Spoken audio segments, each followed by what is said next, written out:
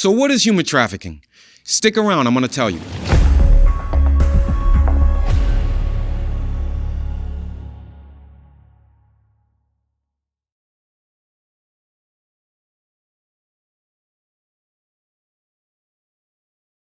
So when you think of human trafficking, just think movement, right? You think of you're getting moved. They move folks from one country to the next. They cross the border, that kind of movement, then up through the United States, but then also think of state to state movement. So when you think of human trafficking, it's about movement, okay?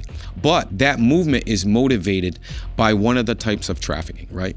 We have three different types. And the first type of trafficking is sex trafficking / sex smuggling, and I'll explain that. That's the trafficking of a person from one place to another to engage in sex for a fee. The next part of trafficking is labor trafficking. So labor trafficking is the trafficking of a person from one place to another to engage in work, labor, through fear, force, and coercion. Remember those three words, because those three words have a lot to do with human trafficking. Labor trafficking, more than any other type of trafficking, is the one that's hidden in plain sight. It's the one we see every day. And the third type of trafficking is debt, bondage, servitude. That's trafficking of a person from one place to another due to an accumulated debt. The debt's either real or it's not real. Just remember that human trafficking, that term, is the movement from place to place. And now sex trafficking, sex smuggling, labor trafficking, debt bondage, that's the action. That's why you are human trafficked. You're moved to complete one of those actions. Even though the types are different, the tactics the traffickers use are always the same, okay? They'll take away the person's freedom, they take away their sense of choice, and then that in turn will take away their identity. I'm gonna start with labor trafficking first, and I'm gonna leave sex trafficking to the end. Please wait to the end, because the sex trafficking part, I know it's the part that's most important to me, because I wanna give you the stuff you need to keep your family safe, okay? Labor trafficking is the type of trafficking you're gonna see first. It's the one you're gonna see the most. It's basically exploitation that's made to look like a job. All of us have seen labor trafficking. If you're driving home on the highway, either late at night or early in the morning, we've all seen that van, right? With a bunch of guys inside the van with their work clothes on. When you look at those folks, they're all exhausted. They're probably all sleeping. Some of them got their heads pressed against the window. We see that van driving by every day, but we never think twice about it. For most people, we think that if they're out in the open where everybody can see them, then it's not trafficking, but that's not true, because that's what trafficking's all about. Trafficking's made to look familiar. It's made to look normal, like a normal job, but it isn't, all right? We see a lot of labor trafficking in restaurants. We see it in farms, cleaning crews, and construction sites. A lot of these folks are working long hours. They can have their wages withheld, and there's nothing they can really do about it. What are you gonna do? If you're here, you're not documented, you're working a job that is under the table or what have you, and then who do you go to? You don't have HR, there's no human resources, right? So now it gives you an idea of, the hopelessness that these folks get into. They don't walk away because, like I said, don't think of physical handcuffs.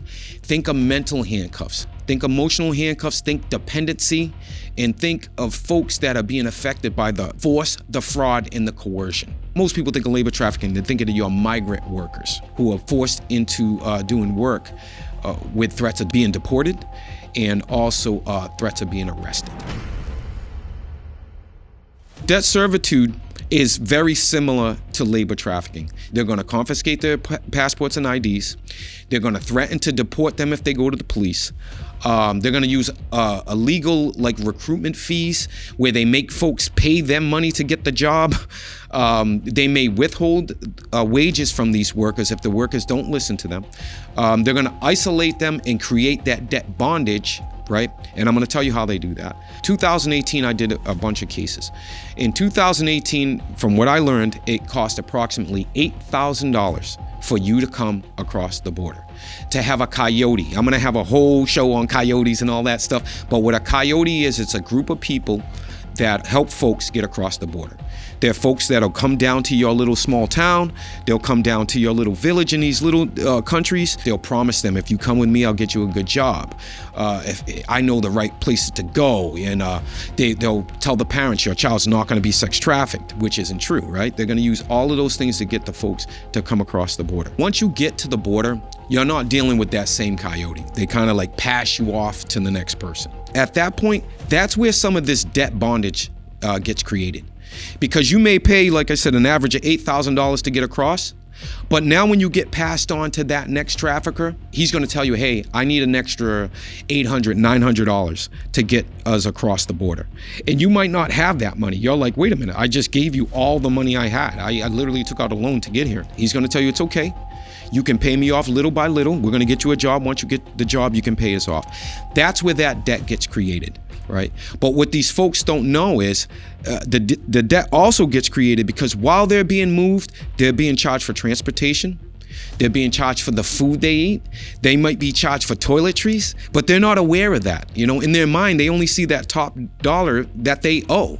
What they're basically doing is saying, you owe us this much, and then they'll pull the line back. Now you owe us this much, now you owe us this much.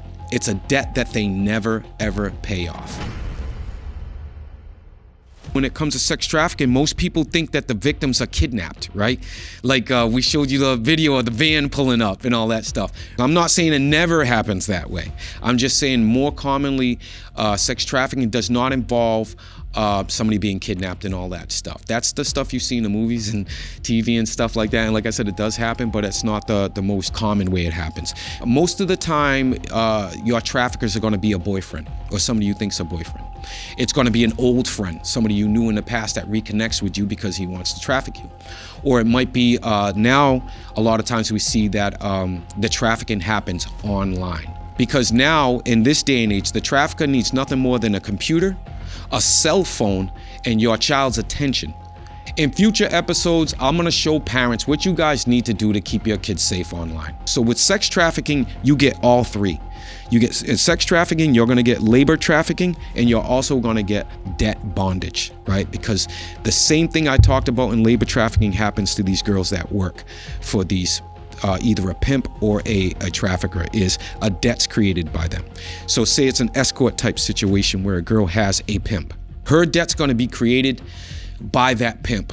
He's giving her a place to stay. He's giving her food. He's giving her rides here and there. All of that stuff he's doing, it's just part of the grooming process. It's part of him building a false romantic relationship with this person.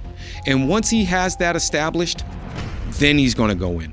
He's going to use boyfriend and girlfriend words. This is what you're going to do for us because we need the money.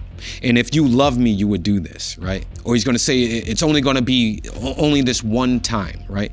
That's when the manipulation starts. That's when the grooming starts. They get the debt by everything the pimp says. The pimp says, I've been feeding you all this time. I'm feeding you for weeks. We need money. This is what you're going to do now. You owe me. He will actually say that you owe me. And with a brothel, it's different because their fees are lower. The folks that escort, that go into hotels and stuff like that, they can kind of set rates for themselves and get paid more. The pimps get paid more. But in the brothels, if you look at the brothels, for one day, they get paid maybe $40. It could be 40 to the high end 60. From that $40 to $60, their food is getting removed. Their lodging, they get charged for that. They get charged for toiletries. All this stuff, they have no idea they're being charged for these things. So when we get down to it at the very end, that $40 is actually $5 that they put in their pocket. 80 years ago, on average, it was $2 to $5 to date 80 years ago.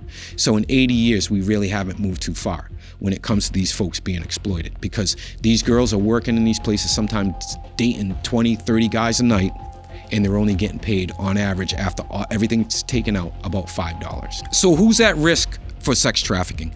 Most traffickers, they're gonna target runaways. They target the homeless youth especially. Anybody who has any unmet needs. They need rides, they need food, they need a place to stay. That's the people that traffickers will target.